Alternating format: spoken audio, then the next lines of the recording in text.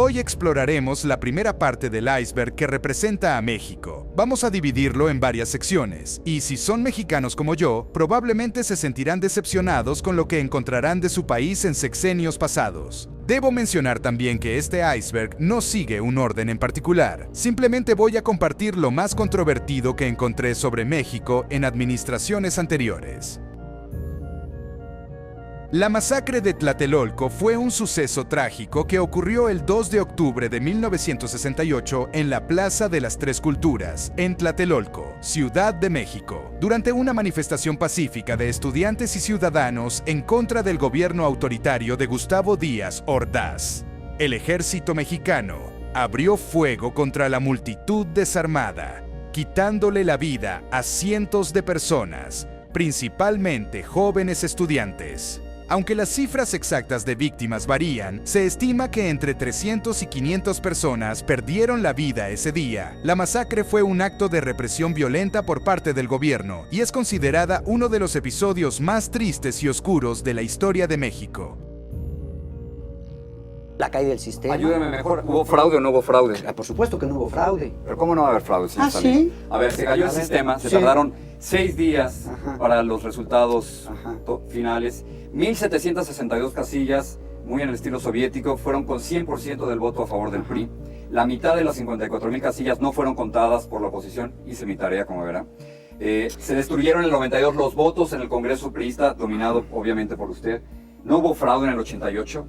Cárdenas de ganador, ha derrotado en solo unas horas. En 1988 ocurrió el fraude más descarado de la vida política de México, ya que Cuauhtémoc Cárdenas pasó de ganador a derrotado en solo unas horas. A pesar de todo lo mencionado, todavía no se puede comprobar de manera concluyente la manipulación de los resultados electorales de ese entonces. Cuauhtémoc Cárdenas Solórzano, candidato de izquierda, denunció que el gobierno del PRI manipuló los resultados de las elecciones. En un principio, en el conteo de votos, Cárdenas se encontraba en la primera posición. Sin embargo, un error en el sistema alteró el resultado, proclamando a Carlos Salinas como vencedor. El episodio electoral de 1988 en México fue marcado por el fraude que se gestó en las altas esferas del poder. Fue entonces cuando Manuel Bartlett, desde Bucareli, apagó el sistema computarizado que daba ventaja a Cuauhtémoc Cárdenas en las elecciones presidenciales. A pesar de la reinstalación del sistema, el candidato oficialista del PRI, Carlos Salinas, terminó resultando ganador con el 50.7% de los votos, cuando Cuauhtémoc Cárdenas Solórzano fue quien en realidad ganó esa elección presidencial. Este suceso marcó uno de los momentos más oscuros en la historia política del país y auguraba el fin del largo periodo en el que el PRI había gobernado México. Al tener conocimiento de las interrupciones, Diego Fernández de Ceballos, representante del Partido Acción Nacional, expresó: "Se nos informa que en el Comité Técnico de Vigilancia del Registro Nacional de Electores, que se cayó la computadora, afortunadamente no del verbo caerse, sino del verbo callar".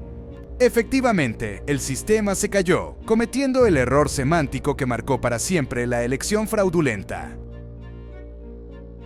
A raíz del levantamiento zapatista de los indígenas en Chiapas y la crisis en México de 1994, que fue una crisis financiera causada por la devaluación del peso y una deuda externa creciente que llevó a una caída del PIB y otras consecuencias económicas y sociales graves, el gobierno mexicano se vio en la necesidad de desviar la atención del público en la crisis, inventando un chupacabras. El chupacabras es una criatura enigmática que se ha ganado un lugar en la cultura mexicana. Se le describe como una bestia deforme y terrorífica que se alimenta de cabras durante la noche. Aunque se rumorea que podría ser un extraterrestre o una especie desconocida, su origen se le atribuye a Puerto Rico y se le ha visto también en otros países como Estados Unidos, Chile, Rusia y Filipinas. Se cree que el chupacabras es del tamaño de un oso y tiene una espalda cubierta de espinas que van desde el cuello hasta la cola. Aunque es difícil de imaginar, se han creado representaciones gráficas de esta criatura. Se dice que además de cabras, también se alimenta de coyotes y que su mordida puede causar sarna en sus presas. Aunque no se puede comprobar su existencia, muchos creen en la existencia del chupacabras y se preguntan si es verdad o solo una invención del gobierno.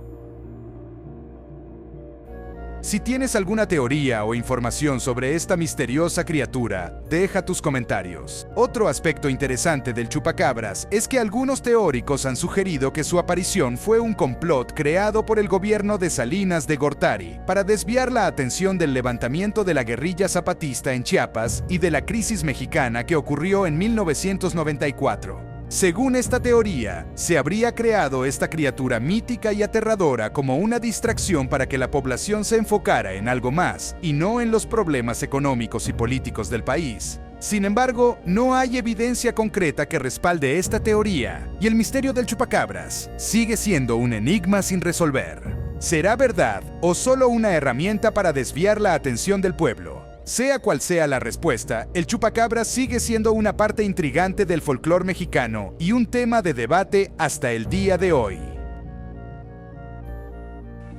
Yo veo un México con hambre y con sed de justicia. Un México de gente agraviada por las distorsiones que imponen a la ley quienes deberían de servirla, de mujeres y hombres afligidos por abuso de las autoridades o por la arrogancia de las oficinas gubernamentales. Desde el deceso del candidato a la presidencia Luis Donaldo Colosio, el 23 de marzo de 1994, hasta la investigación del crimen, hay un misterio que todavía no ha sido resuelto. Es uno de los casos más reconocidos en México, en el cual un candidato presidencial fue privado de la vida en medio de una multitud sin saber exactamente quién fue el culpable. Algunas teorías apuntan a políticos o grupos del crimen organizado, mientras que otros creen que fue debido a la honestidad de Colosio, algo poco común en la política mexicana de esos tiempos. Después de 6 años de investigación, el joven de 24 años Mario Aburto fue declarado culpable, aunque aún existen dudas sobre su verdadera culpabilidad. Este caso sigue siendo objeto de debate y ha sido retratado en un documental en Netflix que recomiendo ampliamente. Carlos Salinas de Gortari. La historia del día en que junto a su hermano le quitó la vida a su trabajadora doméstica. Mientras el pequeño Carlos Salinas y su hermano jugaban a la guerra, fusilaron a una joven de 12 años de origen indígena, identificada como Manuela. Una situación muy interesante que descubrimos mientras estábamos investigando es que muchas páginas de internet están bloqueadas. El contenido simplemente no se encuentra disponible. Por lo tanto, parece ser un tema muy delicado y tabú en México. El 18 de diciembre de 1951, los residentes de la calle Palenque, ubicada en la colonia Narvarte, presenciaron un estallido proveniente del número 425. Carlos, de 4 años, Raúl Salinas, de 5 años, y Gustavo Rodolfo Zapata, de 8 años, habían cometido el crimen con el que le quitaron la vida a una empleada doméstica en la casa.